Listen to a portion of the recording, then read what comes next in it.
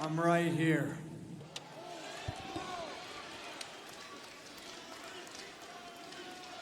Well, there you go. Yeah, Darby making it plain. That's all that needs to be said, right? I agree. And Darby, he's looking. Yeah, he's not looking at the entrance ramp. He is looking at that back corner of the arena. That is typically where Jon Moxley emerges from. Well, here comes Mox. We assume that's his music, and I'm telling you, I really want to see this. I'm pumped for it.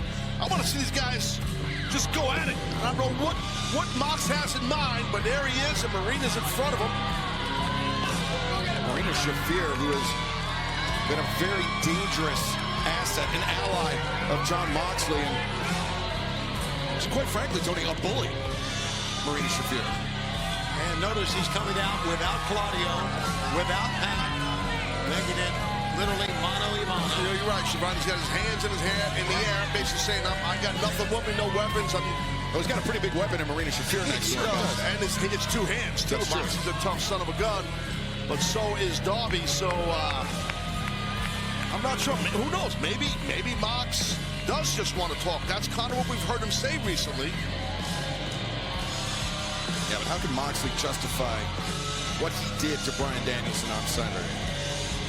I don't have the answer for. Marina was looking right at Darby, but Darby is looking at Moxley.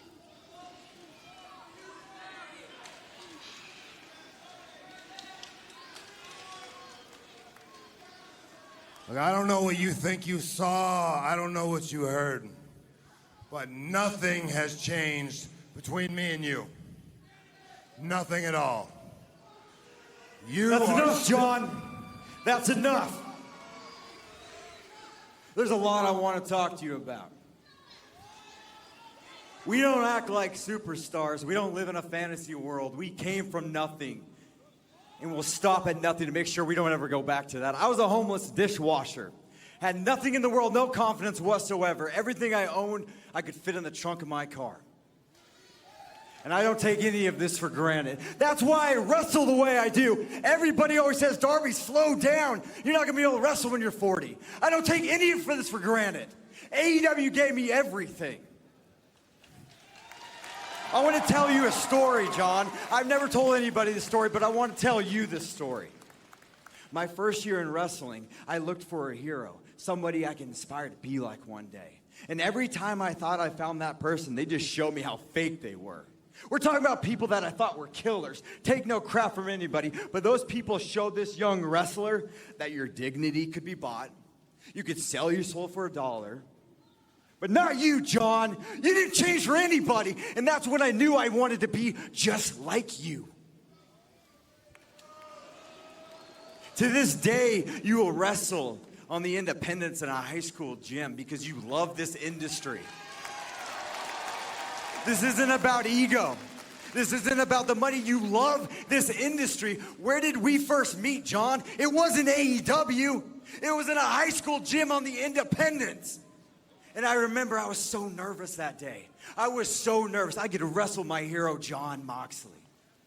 I lost that match. But what I gained was the confidence that I belonged in the ring with someone like you.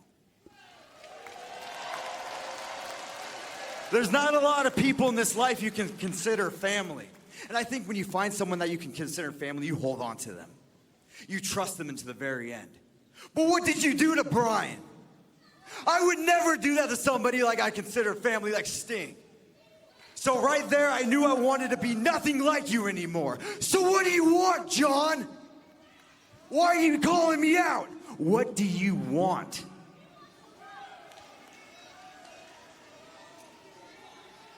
My man,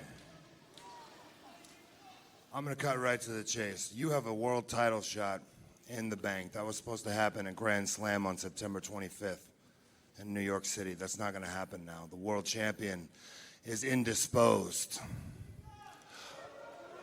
But it's a good thing. It's a blessing in disguise, Darby. You are not ready. You are not ready to be a world champion. You weren't ready 5 years ago. You weren't ready 2 years ago. You're not ready today. I don't have time to explain, but I'm going to need you to hand over that title shot to me. Hand over. What are you, stupid? You didn't hear anything I just said? What, you dropped on your head? You been drinking again? You're kind of sounding like everybody that you hate. You kind of sound like everybody you hate in the back. Self-entitled. You didn't earn this, John. I earned this. And I'm not just gonna give it to you. If you want it so bad, do something about it.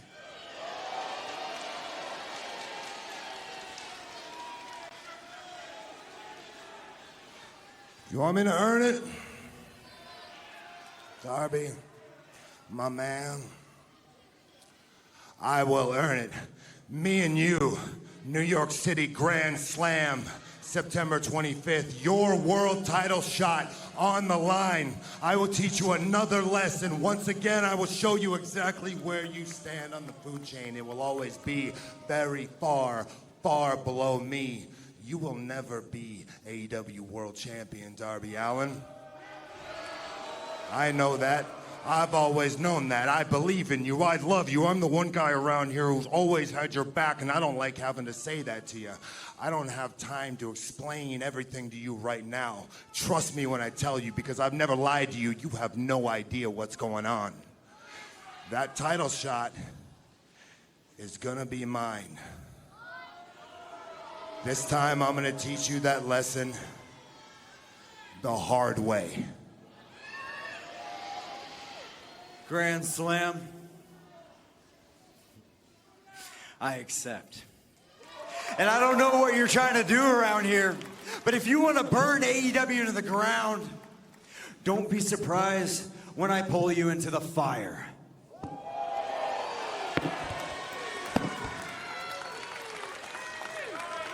Darby Allin accepting the challenge from Jon Moxley, but I think what Darby had to go through to earn that shot, and now putting it on the line against Moxley at Grand Slam in 2 weeks' time.